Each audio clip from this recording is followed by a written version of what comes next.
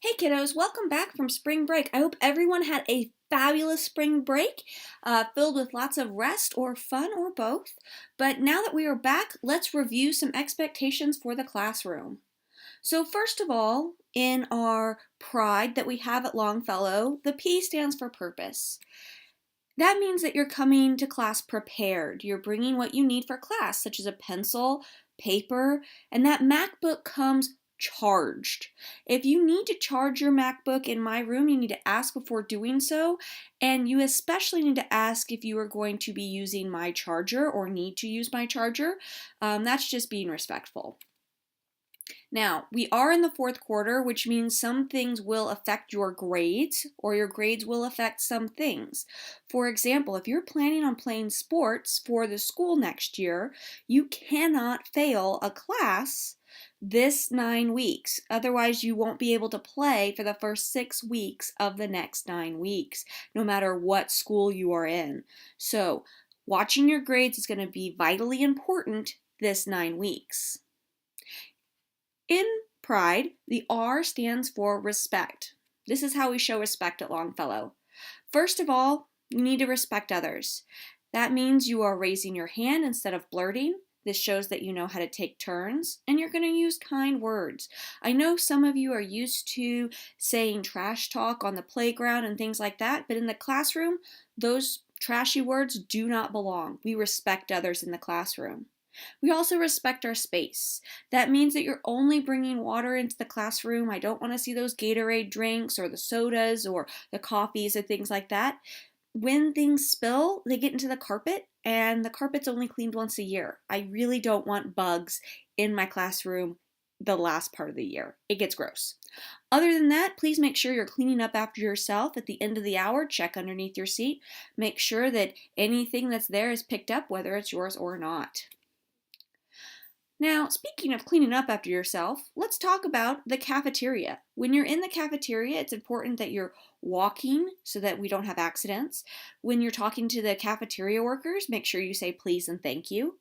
Make sure that you're also staying seated unless you have permission to get up. This creates a safe environment for all of the students. And last but not least, clean your table. There are 4 other groups that are going to be coming after you into the cafeteria. It's really gross if they have to sit down to a nasty table that you created. Just clean up after yourselves.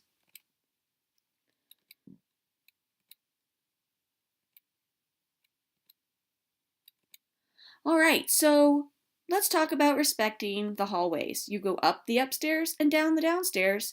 Don't push while you're in the hallways or on the stairs. Be safe. Don't hold on to the backpacks while on the stairs, because then if somebody trips, that creates a bigger problem. Make sure you're walking in the hallways and on the stairs. And also make sure that you're continuing to move and not just clump up into groups. When you clump up, people can't get past you.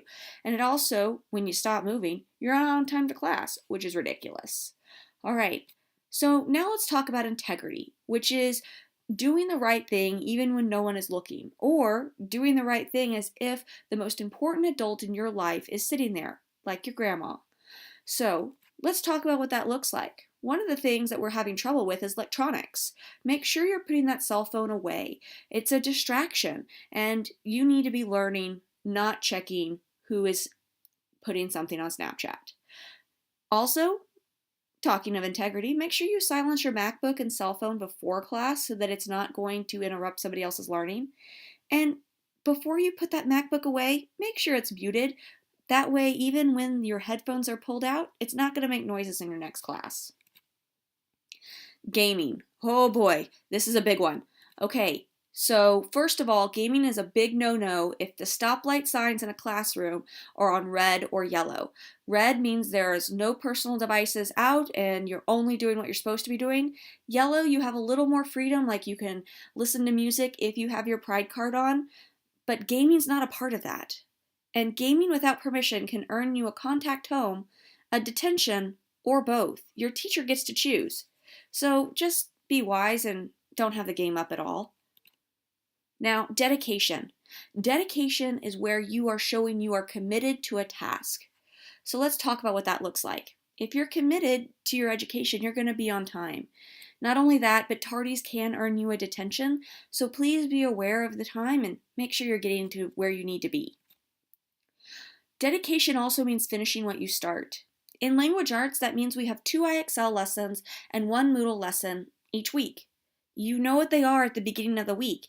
You can even sometimes find out what they are the weekend before, but they are due on Friday. That means that you need to be checking your Google Classroom to see that what the lessons are and making sure that you actually finish them. We're kind of having a problem with you guys starting things but not finishing. So if you're dedicated, you're actually checking. Sometimes a good place to check is when you're in your DIN class before you pick out a game. Just make sure your stuff is done. Also, being dedicated means you're staying in class. Remember, we have a new rule. You don't ask to leave the first 10 minutes or the last 10 minutes. The first 10 minutes is an important time to hear announcements, to turn in assignments, to settle into class, and to clear the hallways. The last 10 minutes is an important time to finish your assignments, to hear updates, to understand what's coming up next. Those are vitally important minutes of the class. But also, when we start a task, it's important that you actually get started on it instead of asking to go to the bathroom the minute it starts. Do a little work first so that it's now in your brain that you have something to do. It will help you remember that you have something to finish. Effort. Effort is showing that you are actually trying. Well, let's talk about the biggest thing that's probably going to affect you, the book talks. The fourth 9 weeks means you need all the spots filled on the chart, all 24 book talks.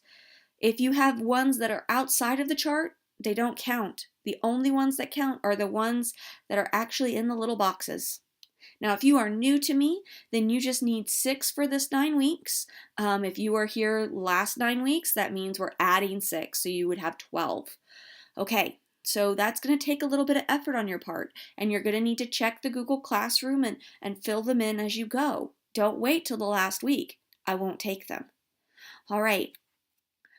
Also, talking about effort, remember that assignments can expire after 7 days. That means you need to check the Google Classroom and your folder that you have in your backpack every day so that you don't fall behind, so that you don't just randomly forget that you have something to do.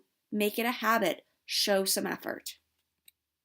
All right, guys, that's it. I hope that reminds you of all the stuff that we do on a daily basis. I know that spring break has kind of made us all relax, but hopefully this has helped you remember. Have a great week, everyone. This is Mrs. Huddleston. Peace and out.